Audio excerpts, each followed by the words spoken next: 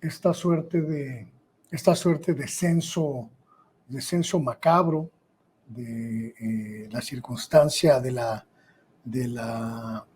pues, inseguridad, la problemática de las desapariciones, de las muertes, de los asesinatos, incluso los suicidios en los contextos de violencia del país, pues ponen un énfasis en este reportaje que me parece muy importante acotar y sobre todo subrayar la inacción de las autoridades universitarias. Lo dices muy claro en el reportaje, en el sumario del reportaje que usted puede leer en contralinea.com.mx. Lejos de mostrar solidaridad y acompañamiento, dice el texto, las autoridades de la máxima casa de estudios cerraron las puertas a las familias. Esto es terrible en muchos sentidos. Cerraron las puertas, Luis Guillermo, y encima de eso, en muchos casos, estigmatizaron a las víctimas y criminalizaron a las víctimas. En algo andaban, ¿no? Es lo que eran, en términos generales, lo que podrían decir las autoridades, ¿no? Algo hicieron que por eso perdieron la vida, por eso fueron agredidos o por eso desaparecieron.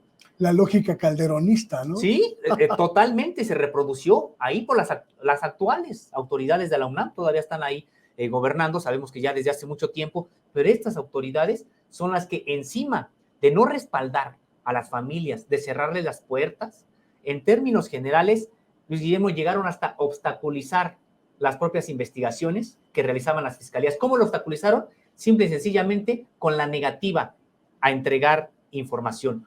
Un caso, el de Carlos Sinué, que ya no nos hemos referido aquí, en el que la madre de Carlos Sinué ha buscado a las autoridades, pues cuánto tiempo se tardaron en entregar, por ejemplo, videos que la propia universidad tiene de los pasillos de la facultad, etcétera, y que pues muchísima, podríamos decir que una suerte de indolencia, de no entregar estos textos, de no apoyar a las investigaciones que se estaban realizando. Entonces, esa es la tónica, Luis Guillermo. Apenas la semana pasada, ya la universidad tuvo que pedir perdón por uno de estos 96 casos. Ahora sí que ya se habían tardado. Es bueno que ocurra este ofrecimiento de disculpas.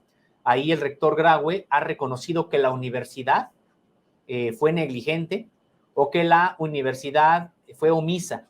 Señalar que en este caso, en un ratito nos referiremos más a detalle de este caso, en este caso incluso pues la madre de la chica que hoy se encuentra desaparecida después de 5 años, pues ya también falleció y no recibió pues en vida ningún tipo de respaldo de la universidad, sino hasta que pues colectivos como nos hacen falta y otros de la propia universidad pues empiezan ya a hacerse escuchar y han logrado, primero, que vean que los casos no se trata de que a lo mejor algo andaban o por X o les pasó porque hicieron algo indebido.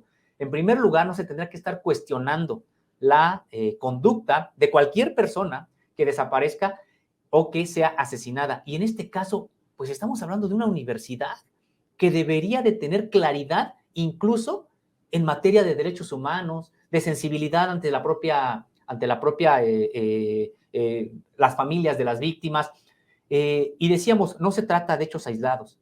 Te puedo comentar puntualmente, Luis Guillermo, que de 2002 a la fecha, la comunidad universitaria ha padecido 44 homicidios, 25 feminicidios, 4 ejecuciones extrajudiciales, 12 desapariciones, 1 desaparición forzada, 3 muertes accidentales, 3 suicidios en contexto de violencia y 4 muertes más de las que no se han determinado aún las causas. Son los 96 casos a los que nos referimos y decíamos, Luis Guillermo, pues estos han sido perpetrados por distintos actores.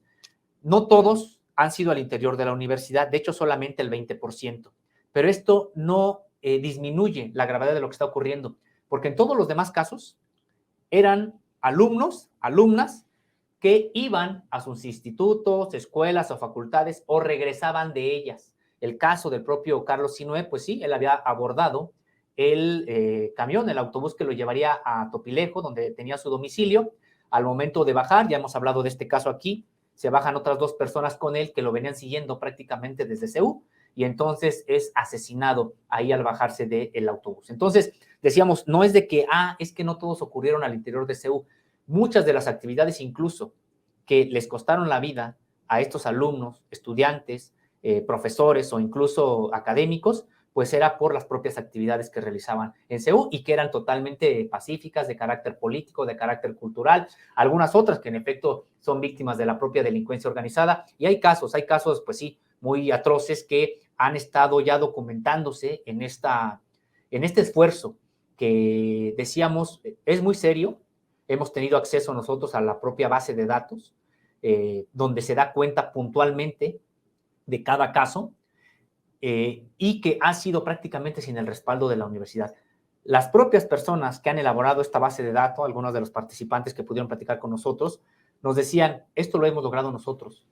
¿Qué se podría hacer? ¿Qué tanto se podría hacer si la universidad se volcara a apoyar estos esfuerzos? Si la universidad con sus investigadores, sus institutos de investigación, los propios recursos materiales y económicos que tiene, se volcara a un estudio de este tipo, pues se tendría la oportunidad de incluso poder presionar con la propia autoridad de la universidad, el respaldo institucional a las autoridades para que realicen las labores de búsqueda, para que realicen también las labores de investigación en el caso de los asesinados.